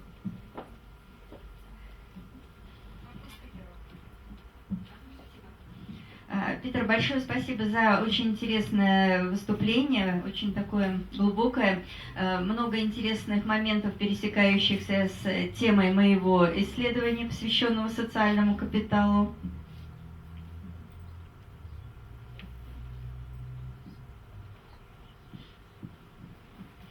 Думаю, что социальные инновации повышают уровень доверия в обществе.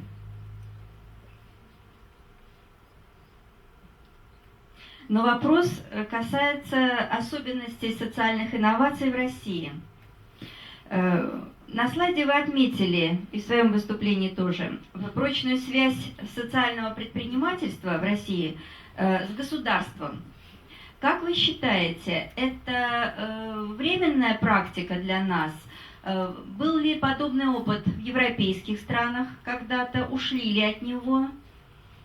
Или это чисто вот наша российская действительность? Ваше мнение хотелось бы услышать. Спасибо.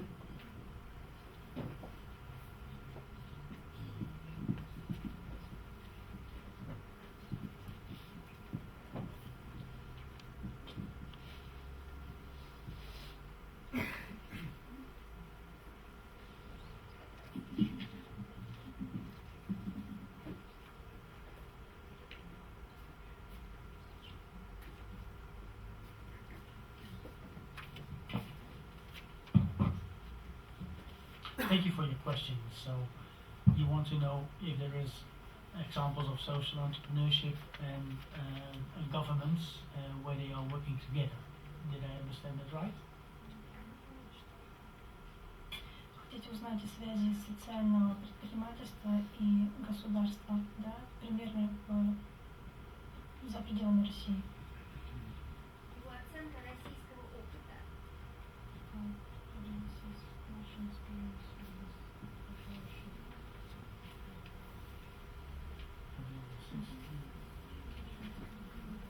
Помогает это развитию инноваций или это тормоз? Well, the examples from the cases of Isatras, I'm sure Alexandra can explain maybe better than I. Примеры из случаев социальных инноваций, которые Сертран изучает. Возможно, Александра Андреевна сможет лучше объяснить, чем я. Is that social entrepreneurship is stimulated when it fits with the overall policy goals of governmental bodies. Социальное предпринимательство поощряется до тех пор, пока его цели совпадают с целями и задачами государства, правительства. What we see in some countries, for example, like China, is that social entrepreneurship is stimulated through tax regulation. В Китае, например, социальное предпринимательство стимулируется за счет налогового законодательства. So in China, for example, they don't give money to social entrepreneurs, but they regulate the system, and they give policy support to social entrepreneurs that help to solve social issues. And I think that's the same. The model is comparable here in Russia. В Китае не оказывают финансовую поддержку социальным предпринимателям, но они регулируют законодательство определенным образом, и через это уже им оказывается поддержка. But in Europe, the situation is quite different. В Европе ситуация довольно-таки отличается. I gave one example of the municipality of social entrepreneurs who said, if you want to get an assignment from us, you have to train workers who are looking for a job on the labor market. И один из муниципалитетов в Европе, вот я уже приводил пример, выдвигает следующее требование. Если вы хотите получить от нас госзаказ, вы должны обучить работников. So social entrepreneurs in our country, they seek cooperation among themselves with NGOs, with education institutes, with chambers of commerce, to see whether there are possibilities to create both a business model and a social model at the same time.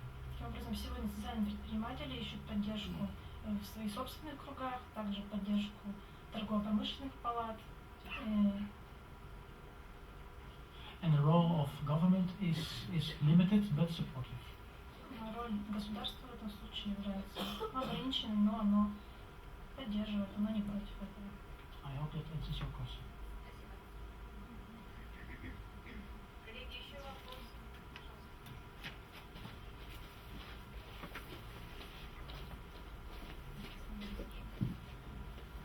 Меня зовут Александр, я сотрудник научного центра Вологодского. У меня вопрос к Андрею. Его доклад мне тоже очень сильно понравился. Вот. И меня привлекло такое внимание, что вот как раз положение работников на российском рынке труда, оно показано, может, немножко не то чтобы сказать однобоко это, но положение российского предпринимательства не только законодательство с точки зрения пособий, что люди боятся быть безработными, но с точки зрения введения условий для предпринимательства не дает предоставления, так сказать, законных рабочих мест. Вынуждены работодатели некоторые предоставлять вот такие рабочие места не совсем, так сказать, законные, и давать зарплату в конвертах. Что вы по этому думаете?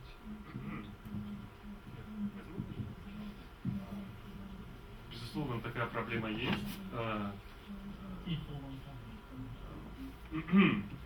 Тут сложно сказать однозначно ответить на этот вопрос, поскольку на самом деле и мы можем говорить и о налоговом премии на малый и средний бизнес, который не стимулирует к повышению производительности труда, к созданию именно высокопроизводительных рабочих мест, в результате чего при такой нагрузке, например, налоговой нагрузке, имеет смысл оставлять именно низкооплачиваемые рабочие места и поддерживать занятость на таком уровне, на котором она есть сейчас. Поскольку, например, если мы захотим сократить персонал какой-то, просто мы можем, у нас какой есть вариант, мы можем сократить персонал, или можем, например, сократить их рабочее время, сделать их рабочий неполным, отправить в отпуск и так далее. Это позволит избежать тех затрат, которые мы будем им платить в связи с выходным пособием, например, которые, например, в России достаточно затратны для предпринимателей.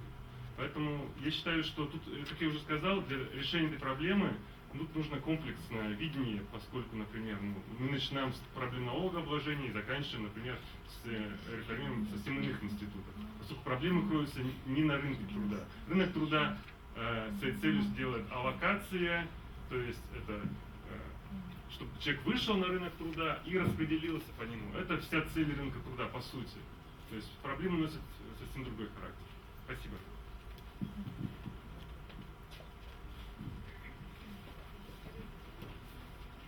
Галучин Максим, Вологодский научный центр. У меня вопрос к Кетарю. Вы сказали о том, что для России важно развитие эффективных социальных проектов. В связи с этим у меня два вопроса. Первый, в связи с чем это важно? Таких проектов мало, есть дефицит. И второй вопрос. Что это за проекты? Это те проекты, которые приносят результаты, эффективно решают социальные проблемы, или же это те проекты, на развитие которых не требуется много финансовых средств, или вообще нет затрат? Большое спасибо.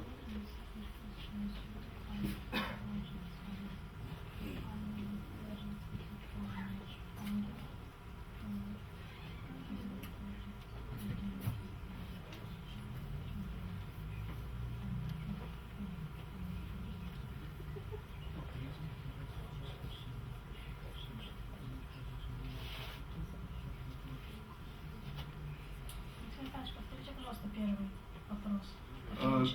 Первый вопрос. В связи с чем требуются такие проекты? Их в России нет или дефицит таких проектов?